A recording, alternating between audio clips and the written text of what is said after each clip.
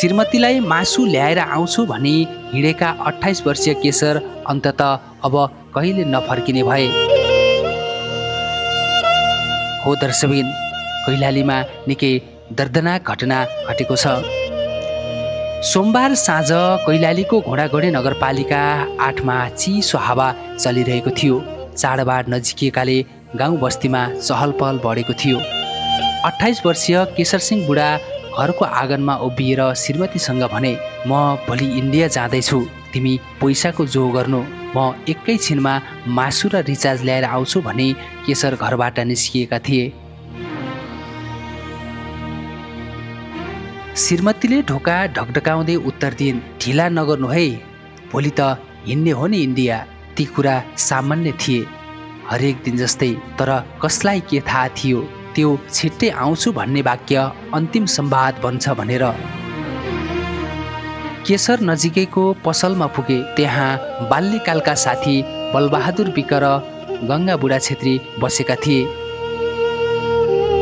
चाडबाडको मुखमा साथी भेट्दा केशरको मन रमाइरहेको थियो। एकैछिन कुरा गरौँ, रमाइलो गरौँ भनेर उनले मदिरा मगाए। बाल्यकालको सम्झना हाँसो ठट्टा रमाइलो गर्दै थिए। तर त्यो रमाइलो धेरै बेर टिक्न सकेन। साना साना कुरामा मतभेद हुन थाल्यो, शब्दले खुट्टा तान्न थाल्यो। एकजनाले अर्कोलाई भाइ भनेर भनिदिए, अर्कोले आत्मसम्मानमा चोट माने र त्यो साँझ रक्सीको नशा र क्रोधको आगो मिसिँदै गएको थियो। एकैछिनमा मदिरा पिउँदै रमाएका साथीहरूबीच विवाद सुरु भयो। बलबहादुर र गङ्गाले खासखुस कुरा गर्न लाग्दै थियो, योजना बनाउँदै थिए। अचानक उनीहरूले केशरलाई बाहिर बोलाए। केशरलाई के थाहा, आफ्नै साथीले पशुलाई बोलिदिए जस्तै छपाछप टाउको छिन्छन् भनेर उनी पनि साथीहरूले बोलाएको ठाउँमा पुगे। एकैछिनमा केशरका साथीहरूले धारिलो हतियार प्रयोग गरेर घाँटी रेटे। रगतले लतपतिएको केशरको शरीर कुलोमा ढल्यो। केशरको टाउको चुडियो। जुन टाउको बोकेर हत्यारा बलबहादुर र गङ्गा बुढा छेत्री इलाका प्रहरी कार्यालय पुगे। त्यही बेला घरमा श्रीमतीले मासु पकाउने तयारी गरिरहेकी थिइन्। सानो छोरीलाई काखमा च्यापेर बारम्बार ढोका खोलेर हेरिरहेकी थिइन्। अहिलेसम्म फर्किएनन्। केशरलाई श्रीमतीले पटक पटक फोन गरिन्। केशरको फोन उठेन। रात ढल्दै गयो। मनमा चिसो शङ्का पलायो।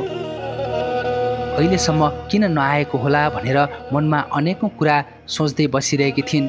रातिको अन्तिम पहरामा एउटा खबर आयो जसले जीवनको उज्यालो लुट्यो। श्रीमती अचेत भइन्। घरभरि सन्नाटा छायो। 3 नाबालक छोराछोरी बाबुको बाटो कुरेर बसिरहेका थिए। अबोध बालकलाई के थाहा, बुवा अब कहिले फर्किएर आउने छैनन्। केशरको श्रीमती बडबडाउँदै भन्छन्, छोराछोरीलाई बिना बुवा कसरी हुर्काउने। भोलि इन्डिया जाने योजना थियो, तर आज कफिनमा सुतिरहेका छन्। एकजना युवाको हत्या मात्र होइन, एउटा परिवारको संसारै उजाडिएको छ। त्यो साँझ केशरले सामान्य मित्रता सम्झिए, तर मित्रताभित्र राक्षस पनि देख्न सकेनन्। अहिले पनि ती नाबालिका छोराछोरीले बुवाले कतिखेर मासु लिएर आउनुहुन्छ भनेर आमालाई सोधिरहेका छन्। सायद भोलि पनि सोध्छन् होला। अन्ततः अब केशर कहिले फर्किएर आउने छैनन्। हार्दिक श्रद्धाञ्जली केशर, तिम्रो आत्माले शान्ति पाओस्।